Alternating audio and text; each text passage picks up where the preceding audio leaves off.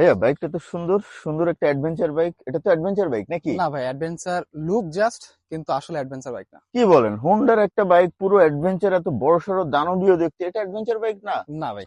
ভাই আপনি ভুল বলতেছেন, এটা না না অবশ্যই একটা অ্যাডভেঞ্চার বাইক। না না ভাই, এটা কোনোভাবে অ্যাডভেঞ্চার বাইক না। জাস্ট লুকটাই হচ্ছে অ্যাডভেঞ্চার বাইকের মতো। শিওর আপনি? আমি শিওর কিন্তু ভাই। আমার তো মনে হচ্ছে এটা পুরো দমে একটা অ্যাডভেঞ্চার বাইক, কত সুন্দর একটা দেখতে, বড় সড়ো। না ভাই, আসলে এটা জাস্ট দেখতেই, আর কিছু না। আচ্ছা তাহলে আসেন আমরা আগে একটু দেখি এটা আসলে অ্যাডভেঞ্চার কিনা। অ্যাডভেঞ্চার ওকে। বাইকের তো কিছু ক্যাটাগরি আছে, হ্যাঁ, যদি অবশ্যই। ফুল করতে পারে, এই ক্যাটাগরি গুলো ফিল করতে পারে, তাহলে এটাকে আমরা অ্যাডভেঞ্চার বাইক বলবো। বলবো, আর নাহলে আদারওয়াইজ বলবো না। অ্যাডভেঞ্চার বলবো না। ইয়েস। তাহলে আগে আমরা জিনিসগুলো দেখি, তারপরে আমরা আবার তর্ক করি। Yes, sure. Okay. Nice. Okay, definitely it's a controversy. I found two guys who bought this NX200 and later they sold this bike. Whenever I asked them why you sold this beautiful bike, they answered they are not satisfied with this bike because they thought it's adventure bike. But whenever they experience this bike, they are literally dissatisfied. And today we'll try to find out, is it really an adventure bike or not? An ADV bike has basically some features, many features, but basically আজকে আমরা পাঁচটা ক্যাটাগরিতে এই বাইকটাকে জাজ করার চেষ্টা করব যে এই NX200 is really adventure bike or not.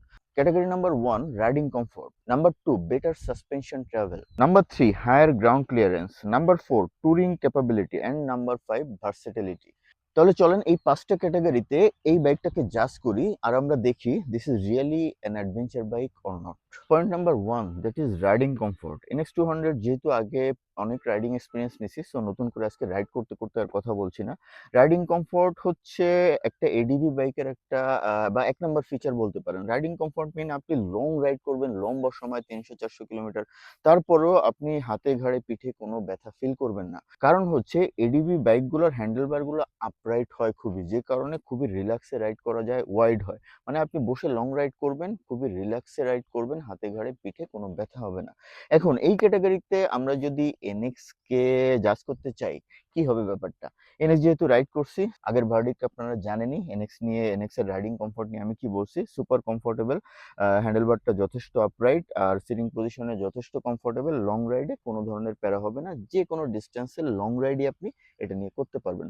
So riding comfort নিয়ে যদি ভার্ডিক্টে আসি, রাইডিং কমফোর্ট ক্যাটাগরিতে definitely it's an ADV bike. Category number 2, that is suspension travel. Suspension travel বা ট্রাভেল এরিয়া, এটা হচ্ছে একটা এডিভি বাইকের স্পেশাল ফিচার।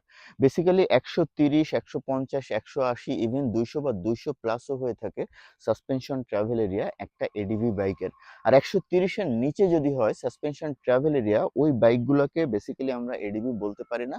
ওই বাইকগুলো বেসিক্যালি স্ট্রিট বা কমিউটার বাইক যেগুলো, ওই ক্যাটাগরিতে পড়ে।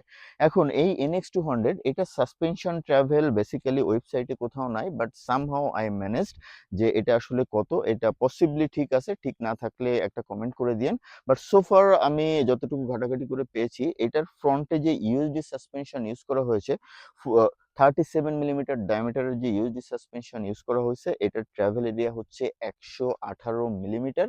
আর রিয়ার যে অ্যাডজাস্টেবল মনোশক সাসপেনশনটা ইউজ করা হয়েছে, এটার ট্রাভেল এরিয়া হচ্ছে 115 মিলিমিটার মাত্র।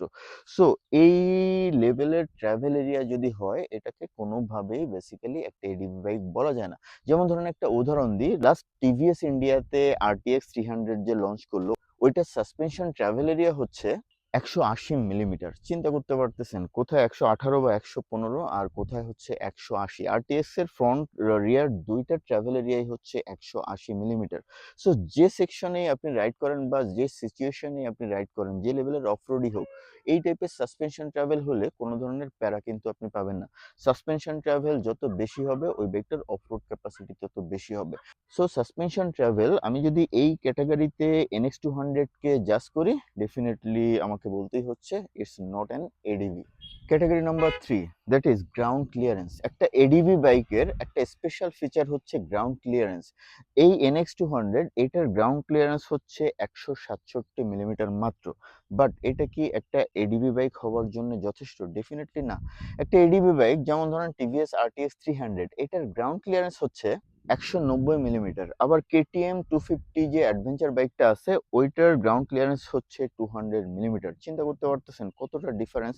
এই যে গ্রাউন্ড ক্লিয়ারেন্স 167 মিলিমিটার, এটা হচ্ছে বেসিক্যালি স্ট্রিট বা আমরা যে কমিউটার বাইকগুলো রাইড করি, এগুলোর মতো সেম গ্রাউন্ড ক্লিয়ারেন্স। এই গ্রাউন্ড ক্লিয়ারেন্স নিয়ে আপনি যদি অফ রোডে বা এক্সট্রিম অফ রোডে যান, definitely you will face lot of travel. So আমি যদি গ্রাউন্ড ক্লিয়ারেন্স অ্যাসপেক্টে NX200 কে জাজ করি, definitely it's not an ADV. Judgement point 4, that is touring capacity. Touring capacity বলতে কি বোঝায়? একটা অ্যাডভেঞ্চার বাইকের 1 নম্বর ফ্যাক্ট থাকে হচ্ছে লার্জ ফুয়েল ট্যাঙ্ক ক্যাপাসিটি।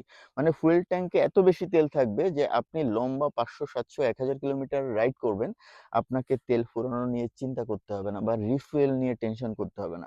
আর এই টেনশনটা কিন্তু লং রাইডের ক্ষেত্রে ডেফিনেটলি একটা প্যানিক। সো এই অ্যাসপেক্টে যদি এনএক্স কে জাজ করি, এটার ফুয়েল ট্যাঙ্ক কিন্তু 12 লিটার। এখন এটার আরেকটা ফ্যাক্ট আছে, এটার ফ্যাক্টটা হচ্ছে মাইলেজ কিন্তু ভালো, 40 ইভেন 50 পর্যন্ত মাইলেজ দিয়ে যায়। সেক্ষেত্রে 12 লিটার ফুয়েলে কিন্তু আপনি লং ডিস্টেন্স ট্রাভেল করতে পারবেন। বাংলাদেশের অ্যাসপেক্টে চিন্তা করলে তো সেটা খুবই সহজ। যদিও এই ফুয়েল ট্যাঙ্কটা 14 বা 15 লিটার হলে আরো ভালো হইতো, তারপরেও আমার কাছে মনে হয়েছে যে এই 12 লিটার ফুয়েল ক্যাপাসিটি এটা ওকে। টুরিং ক্যাপাসিটির আরেকটা ফ্যাক্ট হচ্ছে আপনি আপনার ব্যাগ ট্যাগ সবকিছু এটাতে ডেকোরেট করতে পারবেন কিনা বা রাখতে পারবেন কিনা। আপনি এটাতে সাইডে কিন্তু প্যানিয়ার নিতে পারবেন, এইখানে আপনি টপ বক্স দিতে পারবেন, এটাকে ইচ্ছা মতো কাস্টমাইজ করে আপনার প্রয়োজনে আপনি ট্যুরের যত সরঞ্জাম আছে সেটা কিন্তু করতে পারবেন।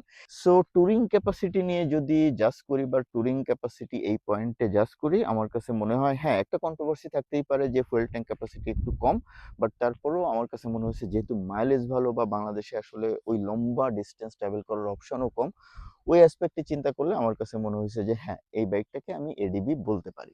Judgement number 5, that is versatility. এটাকে একটু ডিফারেন্টলি এক্সপ্লেইন করি। যেমন ধরেন অলরাউন্ডার টাইপের একটা ফ্যাক্ট, মানে একটা বাইক অলরাউন্ডার কিনা। যেমন ধরেন একটা ক্রিকেট প্লেয়ার, সে ব্যাটিং করতে পারে, বোলিং করতে পারে, কিন্তু ফিল্ডিং এ খুব দুর্বল, ক্যাচ মিস করে বা বল ধরতে পারে না। সেক্ষেত্রে সে কি টিমে থাকবে? না থাকার সম্ভাবনাই বেশি। এই NX200 এটা নিয়ে আপনি সিটিতে রাইড করতে পারবেন। আমি নিজে রাইড করছি। এই বাইকটার যে মালিক ক্যামেরা আছে সে তো ফ্রিকুয়েন্টলি সিটি রাইডই করছে, সে কিন্তু প্যারা পাচ্ছে না। আবার হাইওয়েতে যাবেন, প্যারা নাই, রিল্যাক্স সিটিং পজিশন। ওভারঅলি হাইওয়েতেও আপনি এটা নিয়ে খুবই কমফোর্টেবলি রাইড করতে পারবেন, বাট প্যারাটা পাবেন ওই যে ফিল্ডিং সেকশনে দুর্বল, সেটা হচ্ছে এটা অফ রোডে আপনি যখন যাবেন, গ্রাউন্ড ক্লিয়ারেন্স কম, সাসপেনশন ট্রাভেল এরিয়া খুব কম, যে কারণে অফ রোডে কিন্তু এটা আপনাকে কমফর্ট দিবে না। সো আমি যদি অলরাউন্ডার পজিশন থেকে এটাকে জাজ করি বা ভার্সেটিলিটি এই পয়েন্ট থেকে এটাকে জাজ করি, definitely it's not an ADV. Okay Miraj ভাই, আমাদের তো হ্যাঁ ভাই। কন্ট্রোভার্সির মনে হয় একটা শেষ পর্যায়ে আসতে পারছি। আমার হ্যাঁ, ইয়ে ছিল যে এটা এডিবি বাইক, বাট আপনি আমি বলছিলেন বলছিলাম যে এডিবি এডিবি বাইক বাইক না। না।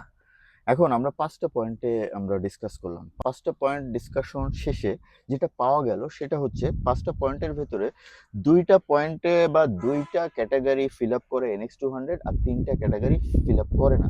আর এই জন্যে এটাকে আমরা বলছি ডেফিনেটলি, এখন আমিও এগ্রিড, আর এই ভদ্রলোক তো আগে থেকে এগ্রিড ছিল, সেই তর্ক করছিল যে এটা এডিবি না, এডিবি না। আমারই মনে হচ্ছিল এটা ADB. So definitely it's not an ADB bike, definitely not.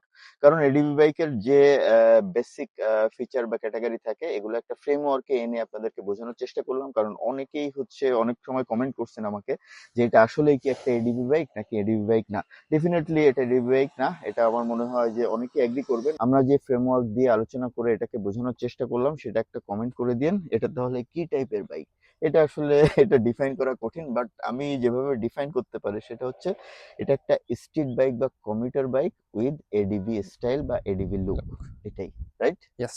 ওকে, তাহলে টাটা দিয়ে দেন ব্রাদার সবাইকে। Tata brother. দেখা হচ্ছে অন্য কোনো ব্লগে, অন্য কোনো ব্লগে না, এটার একটা ফুল ফুল রিভিউ রিভিউ শট আসবে হবে ইনশাআল্লাহ। এখন, মানে ফাইনাল রিভিউ বা ফাইনাল ভার্ডিক্ট। এই ভদ্রলোক যথেষ্ট হেল্প করতেছে আমাকে এই রোডের ভিতরে, ভাই ভয়ঙ্কর রোদ, ভয়ঙ্কর রোদ, এই রোডের ভিতরে কেউ বাইক নিয়ে এইভাবে থেকে হেল্প করে না। No worries I am brother. Grateful brother, no worries আপনারাও ব্রাদার। একটু গ্রেটফুল থাকেন তার উপর।